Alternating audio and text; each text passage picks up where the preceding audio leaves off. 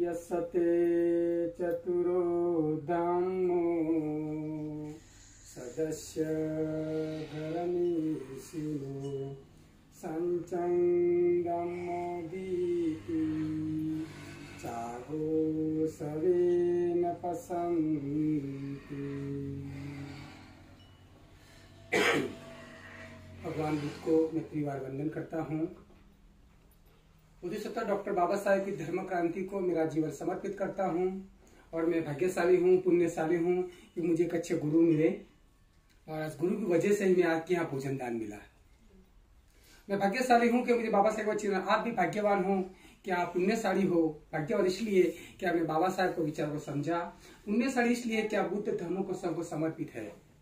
तो आज जो चल रहा है वो क्या कल चल रहा है, वर्षावास।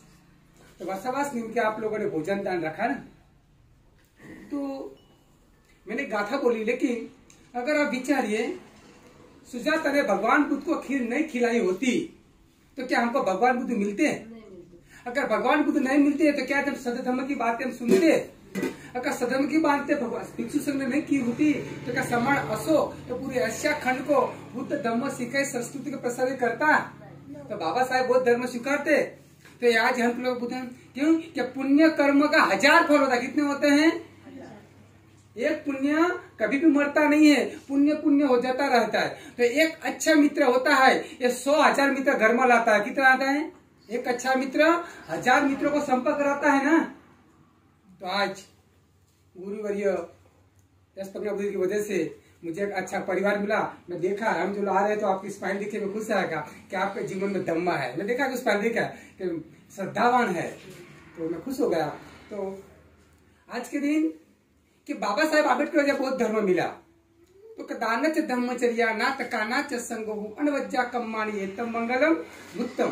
दान का अर्थ दायित्व निभाना क्या होता है?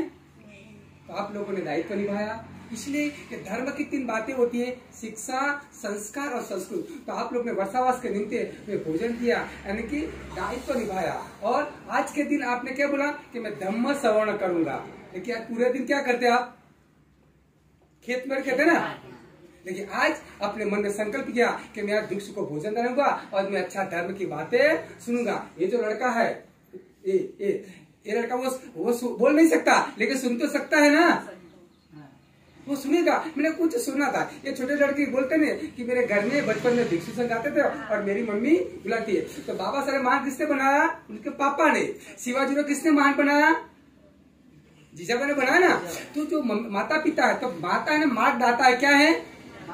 मार्ग दाता है। आपने भोजन न रखा, लेकिन भोजन तो रखिए। बनते ने अच्छी बात की, हमने अच्छी बात की, वो बच्चा सुनेगा ना, अरे मुझे ये काम करना नहीं चाहिए, ये काम करना चाहिए। इसलिए काले न धम्म श्रवणो, लेकिन समय की अच्छी धम्म दिशा का समय निकालना चाहिए। तो दान से धम्मचर्या, यानी कि आप लोगों ने आज संकल्प किया कि मैं भिक्षु को बुलाऊंगा और धर्म की बातें सुनूंगा। ना तकाना, यानी कि आज अपने जो भी 5 परिवार एकता करके धर्म की बात सुनते हैं ना। और अनवज्जा दान च धम्मचर्या ना तकाना च अनवज्जा कामनी, क्या आज अभी आपने अच्छी बातें सुनी ना, इसीलिए उत्तम कलम है। तो मैंने ये गाथा बोली कि यह सत्य चतुरो धम्मो, कि जिस परिवार में 4 बातें होती, कितनी होती हैं?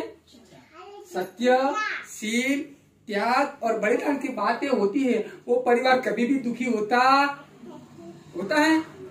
तो भगवान बुद्ध कहते हैं ये जो परिवार में दान की बातें होती है, शील की बातें होती है, त्याग, वो परिवार की जो प्रगति चारों तरफ, उसी कभी भी निंदा होती नहीं है। तो आपकी वजह से आज एक अच्छी बातें मिले। तो भगवान बुद्ध के जीवन में एक घटना है। क्या है? एक घटना है कि अच्छा इंसान कैसे बनेगा। तो आप लोग अपने बच्चे को अच्छा बनना चाहता है, बुरा बनना चाहता है? तो अच्छा कैसे बनेगा? अच्छा वातावरण तो चाहिए ना। वातावरण, दिवाली आती है तो हम क्या करते हैं? पेंटिंग करते हैं, विजयदशमी आती है ना, तो अच्छा वातावरण कैसे आएगा घर में? धर्म को आचरण करने से ना। आचरण नहीं करे तो मियां बीवी लड़ेगा तो कैसे आचरेगा?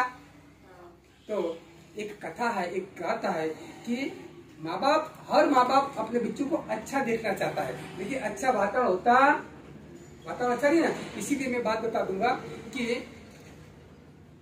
अनाथ पिंडक था। अनाथ पिंडक अनाथ पिंडक एक संतान था, काल था। कौन था? काल।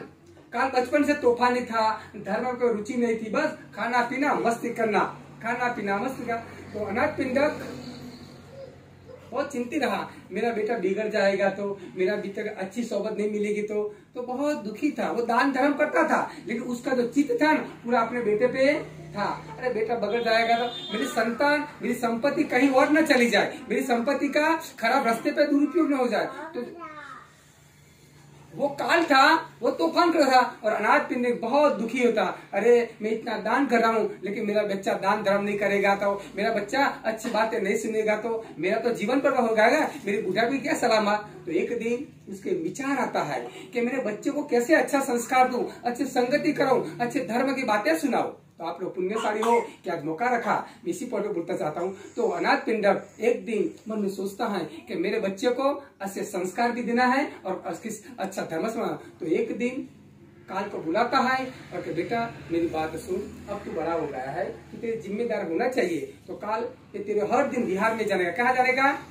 बिहार में जाने का और बस बैठने का, जो भगवान बुद्ध करते हैं धम्म करने वही सुनने का, कुछ करने का नहीं। ऐसा तो मैं तेरे को कितने 100 सोना भर दूंगा। कितना दूंगा? 100 सोना भर दूंगा।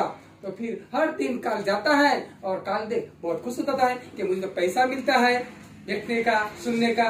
तो धीरे धीरे उसका जो कुसंगत थी वो छूट गई ना, कुसंगत छूट गई। अनाथ पिंडक खुश गया। एक तो अच्छा हुआ कि मेरे लड़के के, मेरे संतान के कुसंगति छूट गई। फिर बहुत दिन अजू उसमें कुछ बदलाव आया नहीं है। फिर एक दिन काल को बोला, बेटा मैं तुझे ज्यादा सुना हुआ। कितना हुआ? ज्यादा। तेरे क्या करने का? जो भगवान बुद्ध की धम्म देशना है सुना, वो मुझे कहने की क्या बनेगी?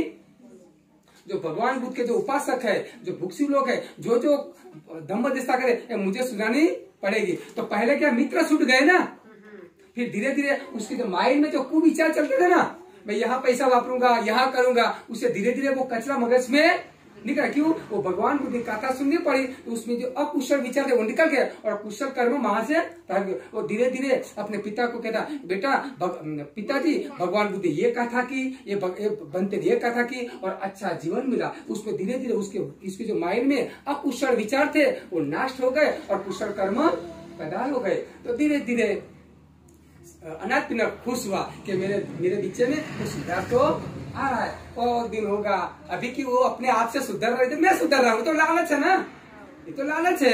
अगर मेरा पैसा बंद हो गया वो तो फिर से वो तो नहीं, ऐसा नहीं। उसको खुद को अब तू यहाँ से सुधर, मैं खुद सुनूंगा। एक फिर अनाथ पिंडक बोला था कि बेटा अब तू बिहार में जाता है, अच्छी अच्छी बातें भी करता है, लेकिन एक मेरी बात, मैं तेरे ज्यादा सुना दूंगी, डबल से डबल दूंगा। तो तेरे क्या करने का कि तेरे को आज के दिन भिक्षु संघ को भोजन दान घर पे बुलाना पड़ेगा। तो ठीक है, एक दिन आया तो अनाथ पिंडक ने बोला कि काल आज तू भिक्षु संघ को भोजन के खिला।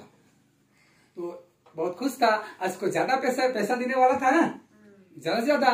तो जैसे काल भिक्षु संघ को अनाथ पिंडक के घर पे ऊपर में ले जाता है और भोजन के बाद सब भिक्षु बैठे हैं और जो अनाथ पिंडक है ना वो कहले काल तेरा ये इनाम। और काल शर्मिंदा हो जाता है कि पिता मुझे लालच से सुधरना नहीं है, मुझे आपसे सुधर, मुझे अभी रास्ता मिल गया, मुझे आपकी संपत्ति नहीं चाहिए, मुझे आपका संस्कार चाहिए, आपका जीवन का नजरिया। और काल बोला कि पिताजी जो आपका वारसा है मैं जिंदा रहूंगा। तो काल जन्म तक मरण तक भिक्षु संघ की सेवा की, सतधर्म की सेवा की और अच्छा इंसान के अच्छा मिला। तो आप लोगों ने अच्छा पुण्य कर्म किया। अब तो बड़े हो गए, लेकिन छोटे छोटे बच्चे ने आज नमस्कार किया तो बाद में सुनेगा कि मेरे मम्मी पापा थे ना वो भिक्षु को घर पे बुलाते और अच्छी सी बातें, इसलिए आप पुण्यशाली क्या है, पुण्यशाली हो, भगवान है। क्यों कि अच्छी बातें सुनने का मिलती है रास्ते पे। तो आप लोगों ने अच्छी बातें का मौका मिला का नहीं मिला? अच्छी बातें मिलती हैं? नहीं मिलती। तो अच्छी बातें सुनने के लिए आपने भोजन कर गया, इसलिए आप भाग्यवान हो, शीलवान हो, समाधिवान हो। शीलवान इसलिए कि आपने कम से कम 15 दिन पहले दिन तो मन में खुश होता है कि भिक्षु संघ को बुलाऊंगा और अच्छी बातें करूंगा, अच्छा भोजन जाऊंगा। समाधिवान इसलिए है कि आप लोग आधा घंटे से धर्म की बात सुन रहे हैं ना, इसलिए आप समाधिवान हो। और प्रज्ञावान इसलिए कि हम लोग घर में यहाँ से जाएंगे और फिर चिंतन करेंगे कि हमको भी आज जो भगवान बुद्ध ने भिक्षु संघ ने कहा उसको हमें उस पर आचरण करना चाहिए। इसलिए हमारा जीवन भी सुखी होगा और लोगों का जीवन भी सुख होगा। इसलिए आप लोगों को मैं यहाँ मेरा धम्म देशना पूर्ण करूंगा। आप लोगों को खूब खूब साधुवाद साधुवाद साधुवाद। बना साधु साधु साधु। बुद्धं नमामि, धम्मं नमामि, संघं नमामि।